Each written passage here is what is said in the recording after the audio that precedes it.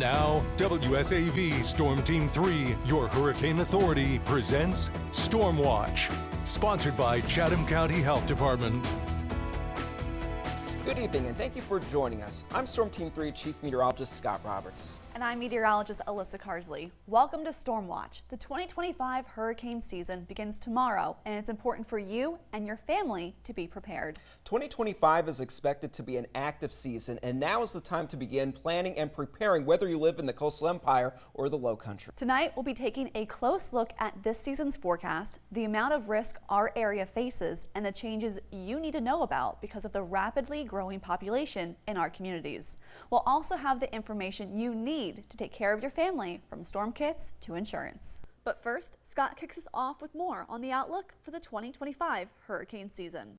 Now that we are getting into hurricane season, the National Oceanic and Atmospheric Administration, along with the Climate Prediction Center, released their forecast for 2025 in the Atlantic Basin, and they are expecting, and no surprise to us, that it is going to be an above normal season with 13 to 19 named storms, 6 to 10 hurricanes, and 3 to 5 major hurricanes, which will be Category 3 or greater. These numbers are above the normals of 14, 7, and 3, but not extremely above normal, so that is a good sign for this season that it is not going to be a hyperactive hurricane season in the Atlantic. And these numbers are in line with the forecast released earlier in the season by Colorado State University. They're projecting 17 named storms, 9 hurricanes, and 4 major hurricanes, so just a little bit above normal. And if these forecasts, both of them, come to fruition, this is not going to be a top 10 kind of hurricane season. Of course, the busiest was back in 2020 with 30 named storms, and we would have to get more than 19 storms at least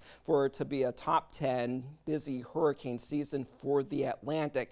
And we have several reasons why as to this is going to be a slightly above normal season, and we have to look at the El Nino Southern Oscillation. That's the conditions, the water conditions and the wind conditions in the equatorial Pacific Ocean. For us, we start with El Nino. This is what we are not expecting, but what we typically see is very warm waters along the Pacific Ocean equator. Weak trade winds bring that warm water in, but that does lead to cooler than normal waters in the Atlantic. And this is what we like to see because that cool water suppresses hurricane development. The opposite of that, when we have very active seasons, is a La Nina pattern when we have strong trade winds, upwell and colder water from below the surface along the Pacific Ocean, and that leads to warmer than normal water for the Atlantic. So this leads to very active hurricane seasons, lots of energy for the storms to feed off of. What we have this year is a neutral pattern. So we're going to be looking at what would be considered normal conditions along the equator, cool water off of the coast of South America,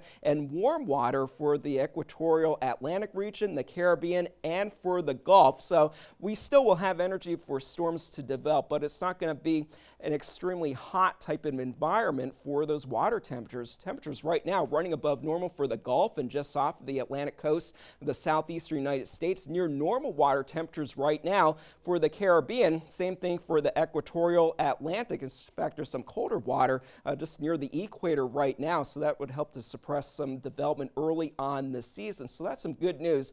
And as far as going into the rest of the season, we do expect the water temperatures to warm up. We need the mid to upper 80s for those temps along the equator and into the Caribbean and Gulf right now. We are getting close to that for a few spots, but the main development region later in the season is running fairly cool comparative to normal with those temps in the low to mid 80s right now.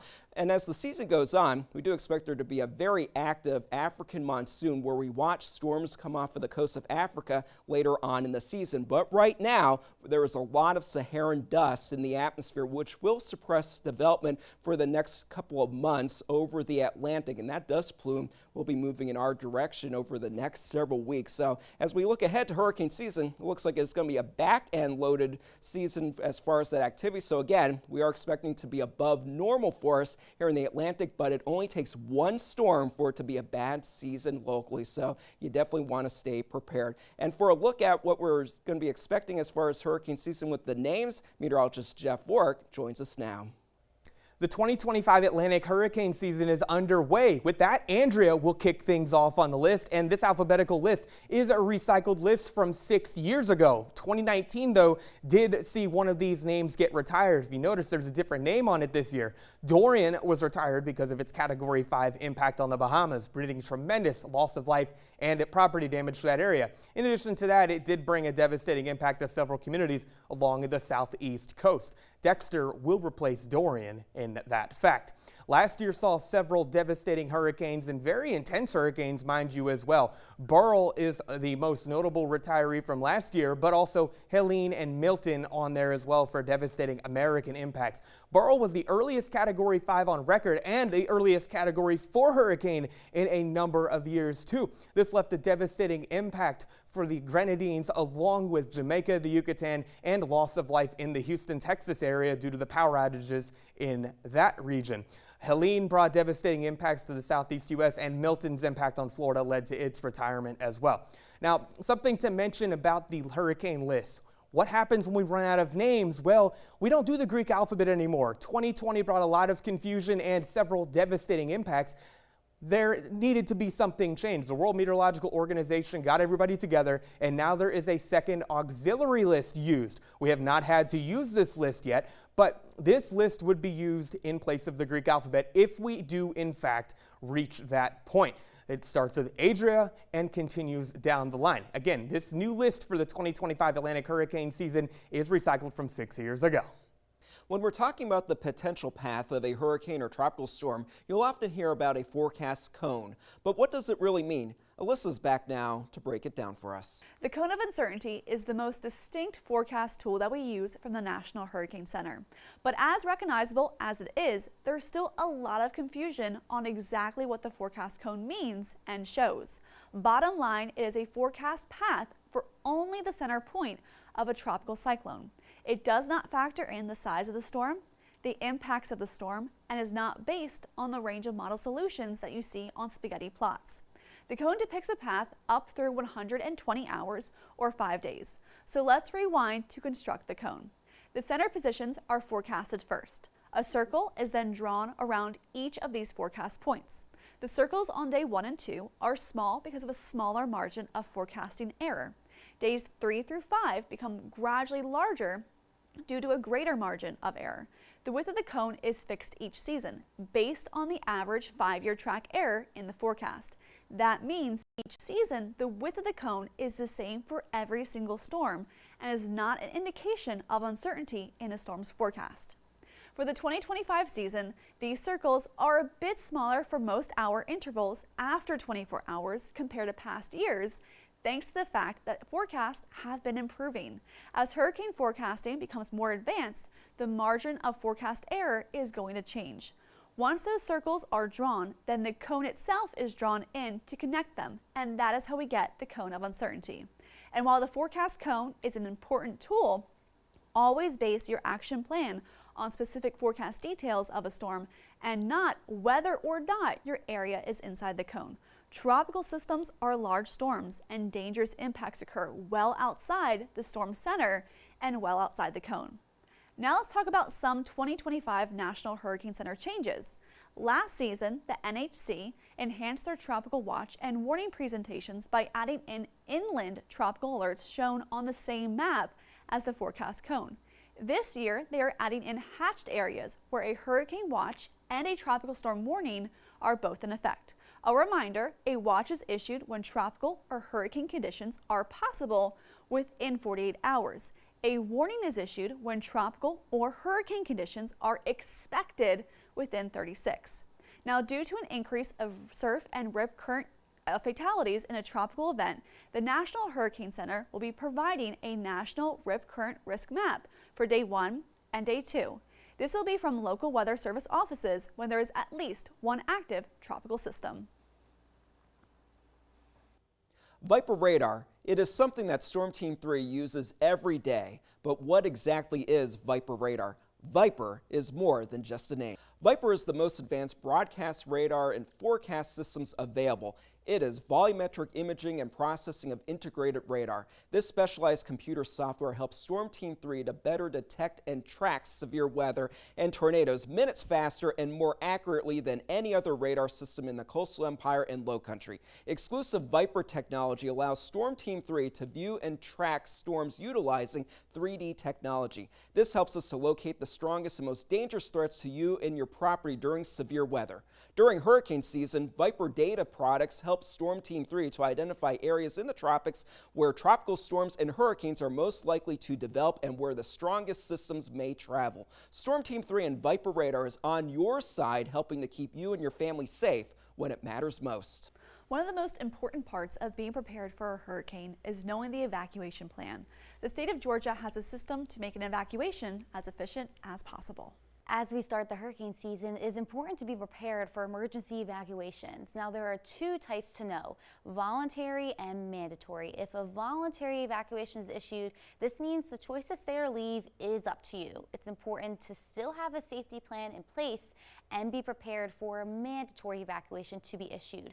If a mandatory evacuation is issued, this means that by law you must evacuate. With the incoming storm, there is immediate threat to life if you stay, and if something happens, help may not be available, so due to unsafe conditions to be traveling in. So if you have to evacuate, it's important to know that traffic changes during hurricane evacuation. If a mandatory evacuation were to happen in Georgia, GDOT would immediately dispatch highway emergency response operators. Electronic signs are put up along the evacuation routes to alert of road conditions, road closures, new evacuation routes, and locations of shelters and necessities. Zone A is closest to the coast and is the first to evacuate, with B and C following in that order so that the evacuation runs smoothly. So at this time, I-16 will become contraflow lanes. This means that I-16 between Savannah all the way to US 441 in Dublin, Georgia, will only go westbound to allow for traffic to evacuate from the coast. To make sure that the contraflow lanes are used to their max capacity, there are median crossovers east of I-95 near Savannah. These are there so that drivers can safely cross from the normal lanes to the contraflow lanes. A median crossover between Dublin and Macon allows for traffic to move back to the normal lanes. You can find more information about hurricane evacuation traffic on GDOT's website under weather emergencies.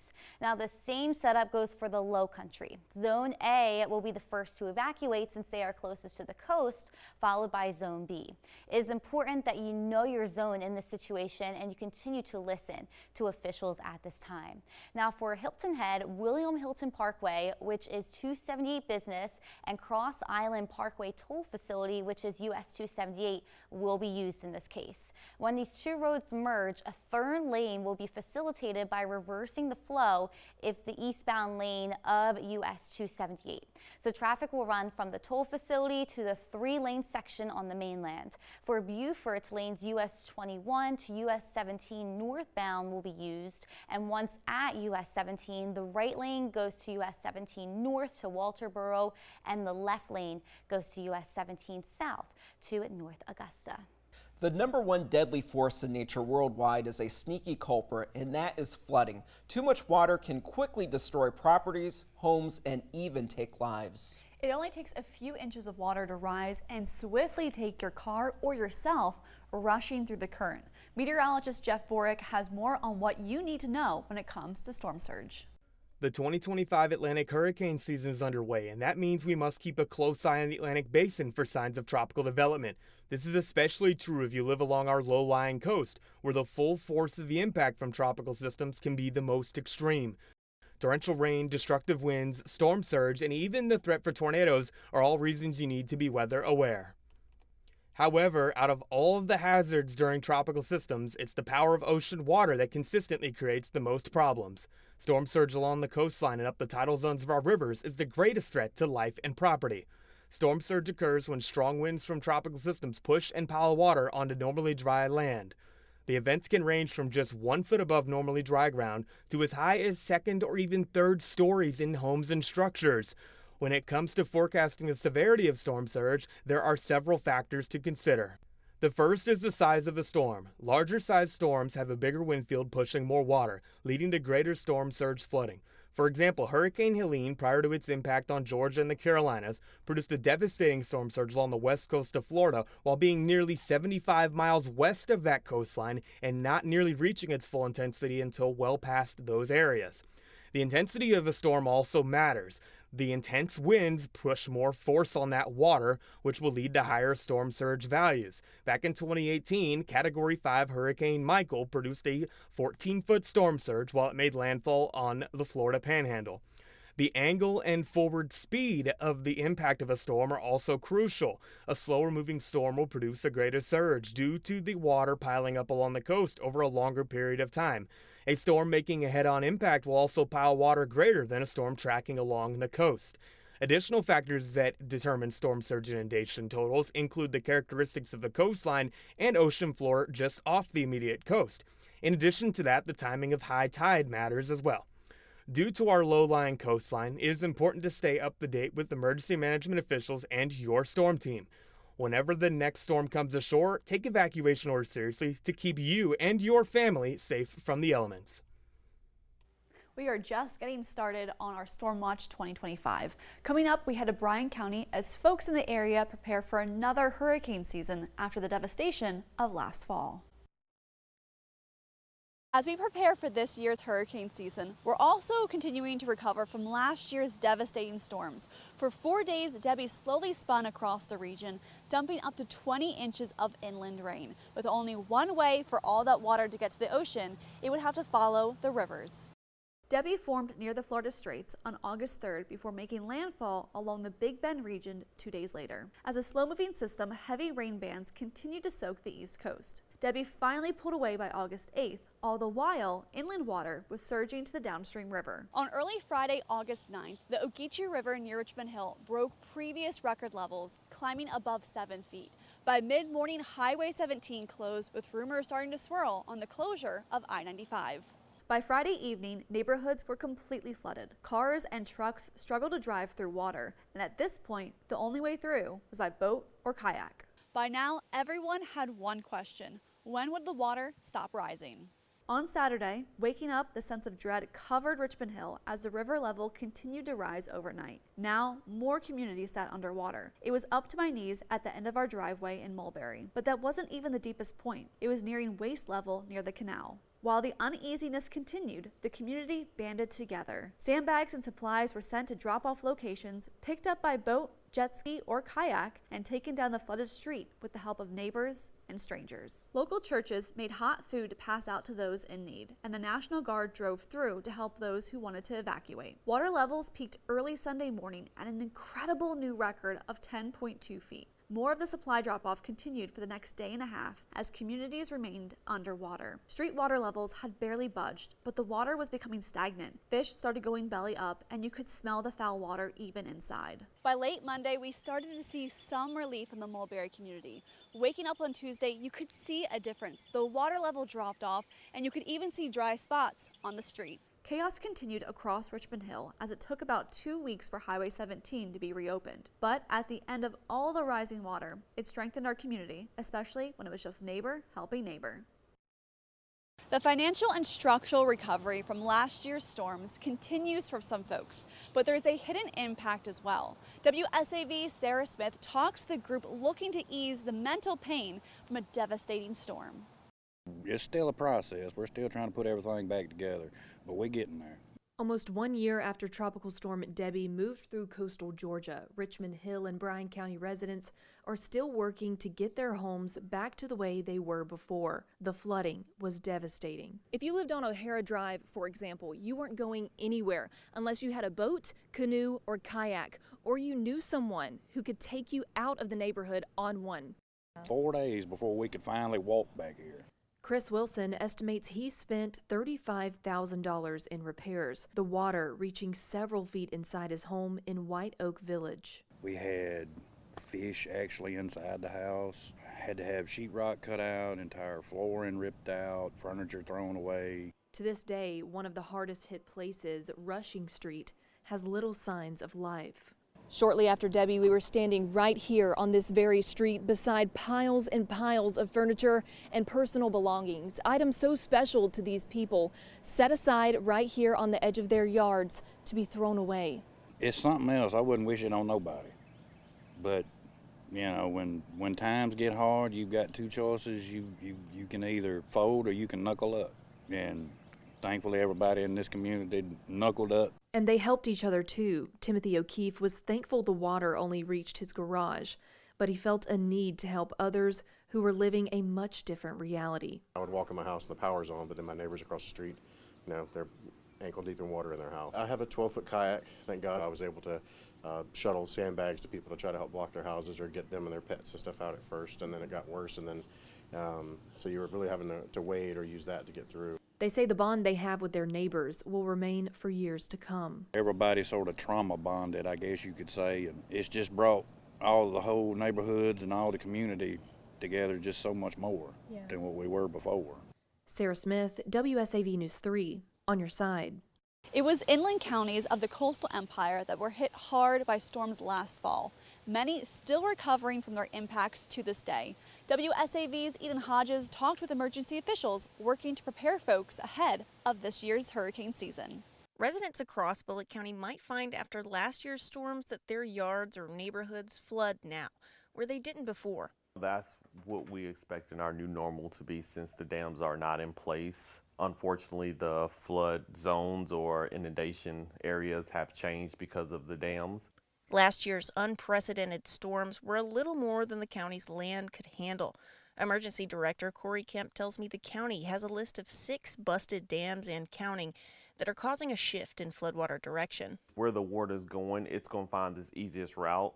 And the easiest route sometimes is not in the creeks or basins that it's supposed to go in. It may be through a neighborhood street or a neighborhood backyard. The hardest areas to be hit, he says, are neighborhoods near creeks, rivers, and ponds. If you're in those areas, just be prepared to leave. Kemp tells me the county is in the middle of a 6 to 12-month process of creating new flood maps. He tells me for people living next to a body of water to prepare, they should grab enough food, water, and supplies to last them a week stuck in their homes. We're just trying to let the people downstream know that there's a potential that they will be flooded again. When the time comes, he says you should keep an eye on water levels in your backyard or check online. The county has plans to set up sandbag stations if a storm warrants one. I'm Eden Hodges, WSAV News 3, on your side. Hilton Head Island is a tourist haven. Thousands of people and millions of dollars come flooding into the island every year. The good news for businesses and the people who live here is that Hilton Head hasn't been hit with a big storm since Tropical Storm Irma, and that was way back in 2017. That caused $1.3 million in structural damage. The shore, homes in ruins, and hundreds of trees pulled from the roots. Initial estimates of $51 million in damage to all of Beaufort County were low. Hilton Head Island alone spent more than $51 million on hurricane response efforts. One of the big things during any storm is power and making sure the lights stay on as long as possible. Palmetto Electric is the main provider on the island and throughout the area. They have made changes to make sure people can leave the lights on if they stay home during the storm. WSAV's Andrew Davis talked to experts about what they do now and after the storm hits. During Hurricane Matthew, we lost 60,000 meters. It was about a 90% system loss. It's what we call advanced metering infrastructure, and the technology continues to get better and better. There are different architectures out there for reading meters, but there are pretty much no electric utilities that still send a meter reader into your yard on a monthly basis to actually see how much power you consumed. There are a couple things we look at there. The first is sustained wind speeds. Typically, when sustained wind speeds get up to around 30 miles an hour, that's a good time to shut it down. Of course, we also have to understand that conditions on Hilton Head Island may look different from what conditions are in Hampton County. We tell all of our crews that no matter what we're seeing from the office, we can't be eyes in the field. They are our eyes in the field. So if they see things happening around them that make them feel uncomfortable, then we tell them it's fully their call to stand down, shelter in place, or come back into the office and wait for conditions to improve. We're planning for worst case scenarios. Can we not get across the bridge to Hilton Head? Can we not get over on the other side of 95? So getting equipment staged at Hampton office, Ridgeland office, here at New River, Hilton Head office. Tall metal poles that you reference, like the ones that you see as you're driving across the bridge to Hilton Head, those are transmission structures that are owned and operated by Santee Cooper. All of those transmission lines connect to substations, what we call distribution substations. We have 7 of them on Hilton Head Island. We've buried everything underlying all the distribution system on Hilton Head, most of Bluffton, going into Hardyville, and into Ridgeland's underground. It's not hurricane proof. It's storm resilient, but it's not hurricane proof. You know, areas still flood, trees still fall over. It used to be you only reported outages to the 800 number. Now you can do it through the app. You can look at the outage map and see that your area has already been reported, and we've got crews working on that. You know, the social media channels, that's facts now. That's information close to real time as you can get. We ask for patience. It is a systematic approach to get it back on in a safe manner. Know that we're all local, we're all working hard because our houses are next to our members' houses. We're there to make sure we're going to get everybody back on, and we're not going to give up till we do. Shore Beach Services is in charge of patrolling the beach and making sure everyone is safe in a storm or out all summer long. They are some of the best from colleges around the nation and even worldwide. While the hope is they never have to rescue someone, they know the dangers are out there, and the biggest danger is rip currents. WSAV's Daniel Cobb got a demonstration from the experts about what happens in the waters and how you can stay safe. Thousands of people will be hitting the water this summer, and no matter what the conditions or what kind of storm is coming in, there is one constant: the lifeguards watching the water and the people. Alec Kipnis of Shore Beach Services tells me they have around 70 lifeguards on duty every day. And though he says Hilton Head's waters are pretty calm most of the time, their team is on higher alert when the stormy season starts to settle in. The main dangers that are associated with hurricanes in our region are going to be storms that are potentially don't impact our region but send wave energy towards us. That wave energy again shows up on the shores of Hilton Head as bigger waves, as rougher surf that can impact the safety of going in our waters. He says that's when a rip current can form suddenly, sweeping anyone in its path quickly away from shore. The areas where they see that more often: Singleton Beach near the Folly and the Calabogie Sound on the toe of the island. We have water going into that tidal estuary and then coming back out as the tide goes out. That can create something kind of akin to a rip current that can take you offshore. Kipnis tells me just because you can't see dark clouds from the sand doesn't mean the dangers aren't there. My number one advice would always be to swim near one of our lifeguards. That ensures that your beach day is going to be much happier and safer than it would be anywhere else.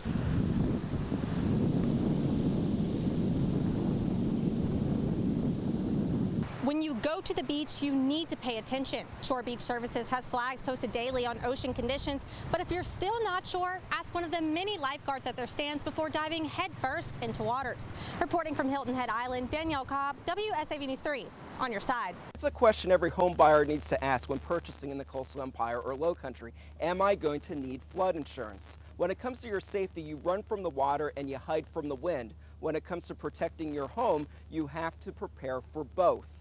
WSAV News 3's Kaylee Fedko has more on flood insurance, how to know if you need it, and why you need to buy it before the storm hits.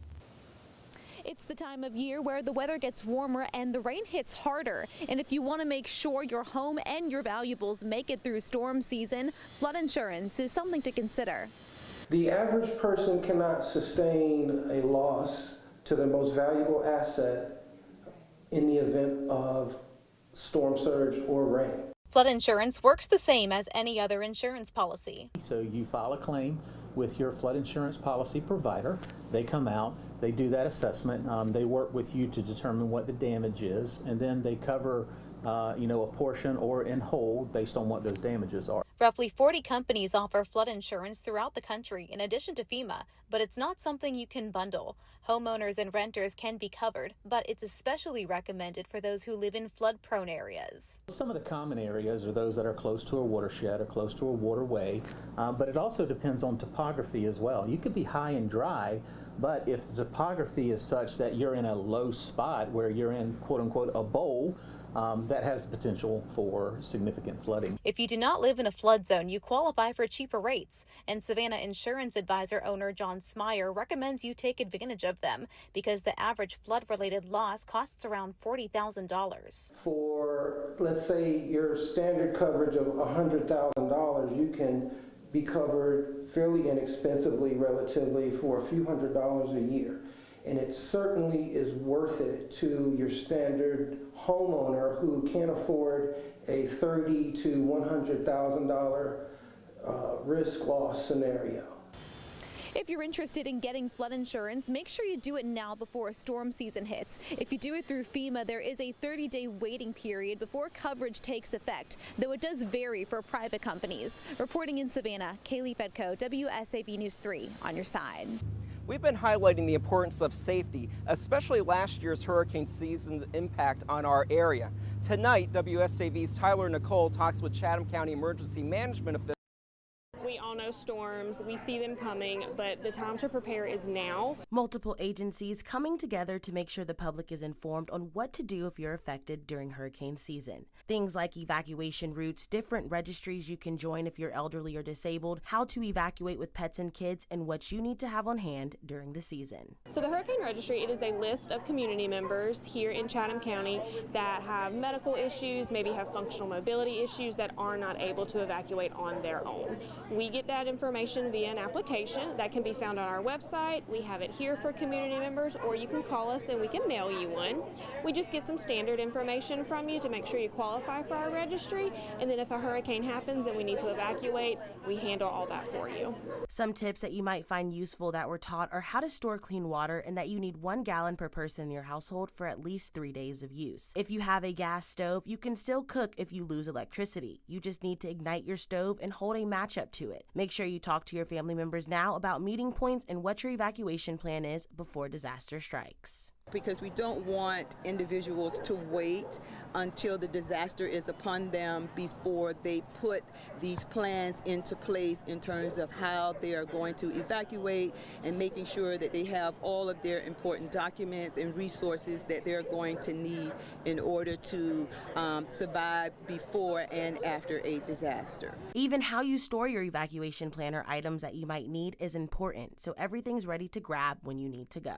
Buckets, we recommend over things that are cloth, so if we do have some flooding that won't be affected. It's also a good way to keep out any bugs that may be, because if you keep food in, you don't want to attract any bugs or rodents or anything like that, and so it's a good sealed, cheap option for building out a emergency kit. All of these agencies' resources are on our website, WSAV.com, and remember, prepare now so you won't be worried later. Tyler Nicole, WSAV News 3, on your side. Despite incredible advances in forecasting technology, there is still a lot to learn about how hurricanes will precisely impact your neighborhood. The best forecast, warnings, and communication from your storm team will never replace personal preparations. That's why it's very important to have a hurricane kit ready to go now. Here's some tips on how to get your emergency supplies in order. When a hurricane is on the way and your elected officials tell you it's time to get out, that's something you need to do sooner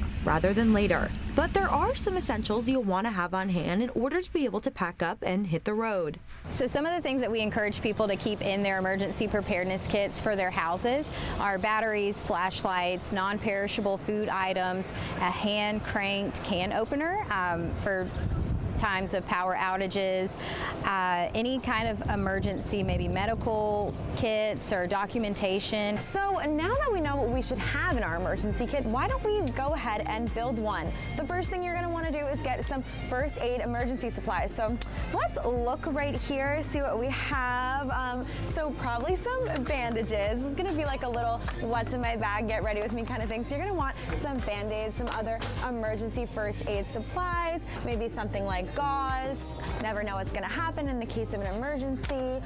Different for everybody. Definitely some Advil, some pain relief, things like that.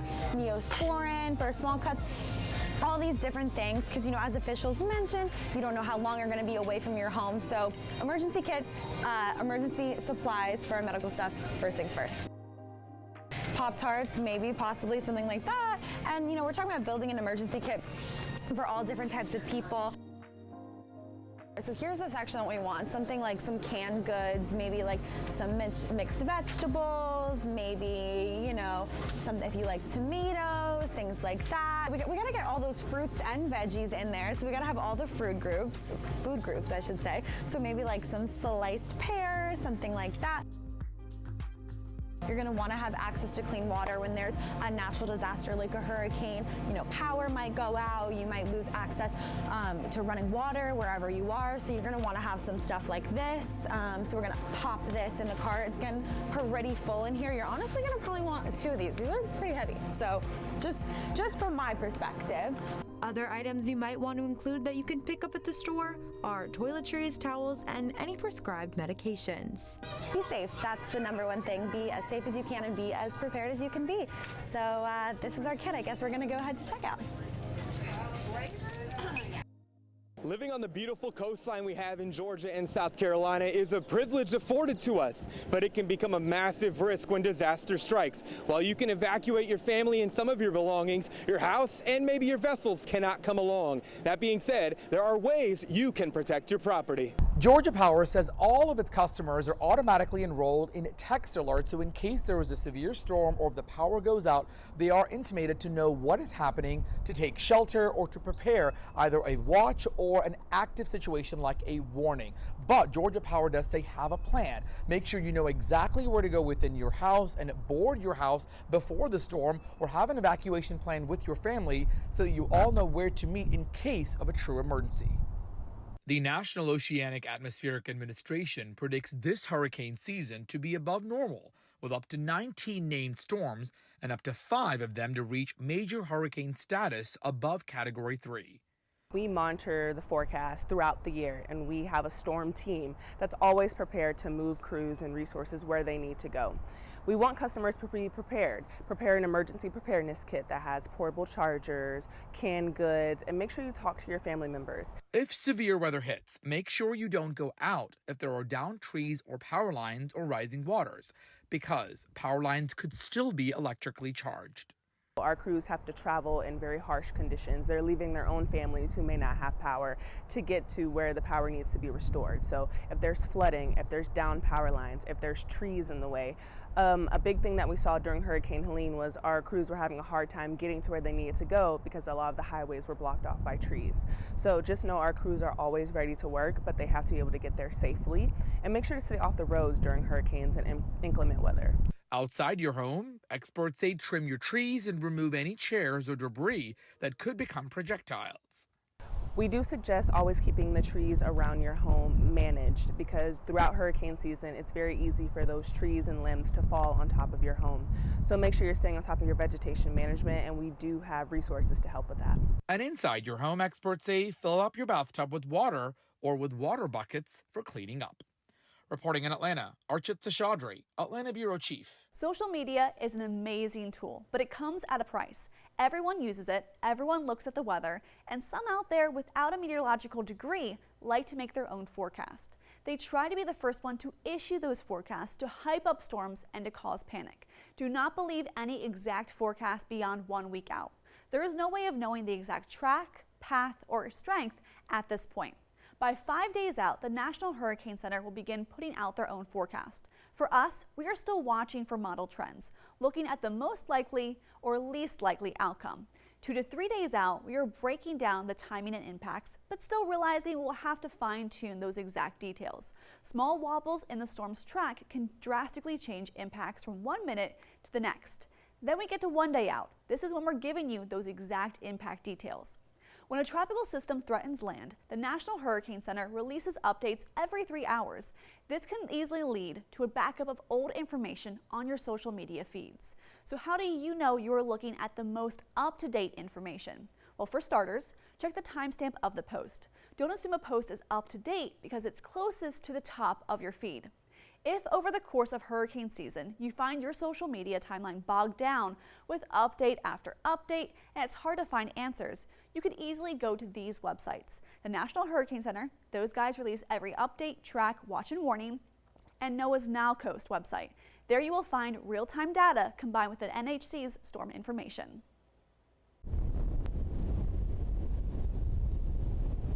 My first real experience was Hurricane Floyd in 1999, and I had to leave Tybee with my family's 4 cats, 2 dogs, and a bird. Thankfully, Lisa Scarborough and her pets all made it out safely, mainly because they had an evacuation plan which included a place that they could go to ride out the storm. You cannot rely on anybody else to be responsible for your animals in the case of a hurricane evacuation. Your sheltering options are going to be limited, and especially if you have an animal that has some special needs, there's going to be fewer places for you to choose. Lisa is also the director and founder of Coastal Pet Rescue in Savannah. And if you don't have a plan in place for yourself, there's no guarantee there's going to be an option for your pet when the order's finally given and you're finally leaving. Lisa says the earlier you find a place to go for you and your pets, the better. Start calling hotels and shelters now to see which ones allow your fur babies. Waiting until the last minute can get very stressful. The biggest issue is if you didn't plan to take them with you and people have left them behind thinking and hoping for the best, and that's not a viable option. It's cruel and inhumane to do that with the animals. So the best option, according to Lisa, is to take your pet with you, which means you're going to need an evacuation kit. I've already started one for Porky, and according to the ASPCA, you're going to need enough food and water to last 7 to 10 days. Of course, bowls and leashes, their favorite snuggly items like a blanket and toys to keep them comfortable during the storm. Updated vaccination records, medications to last a month, a first aid kit, and if you have cats, these aluminum roaster pans are great for kitty litter. And if you're thinking about sedating or tranquilizing your pet during a storm, Lisa says be sure to talk to your vet first.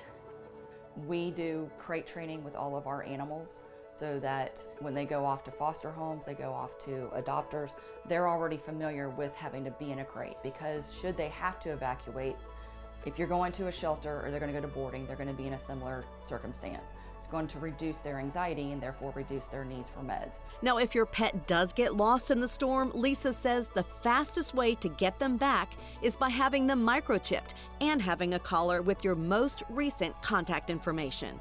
Many people are doing collars now that have the phone numbers either embroidered or written on the collars and not just the tag. And that just is another way to help keep the pets reunited. The bottom line, a little preparation now could keep our fur babies, who give us so much comfort and unconditional love all year long, safe when they really need us. I want to thank you for spending your time with us as we get closer to the peak of hurricane season in the Coastal Empire and Low Country. The safety of you and your family is the most important thing to Storm Team 3 and the entire WSAV News family. Don't forget to download the WSAV Hurricane Safety Guide, which has handy information for you as you make a checklist now, and then what to do if and when a storm heads our way. WSAV Storm Team 3 will be on your side through hurricane season, as well as for those summertime severe weather cells that can pop up at a moment's notice. On air, online, and on the WSAV Weather Now app. Thank you for watching Storm Watch and for trusting Storm Team 3.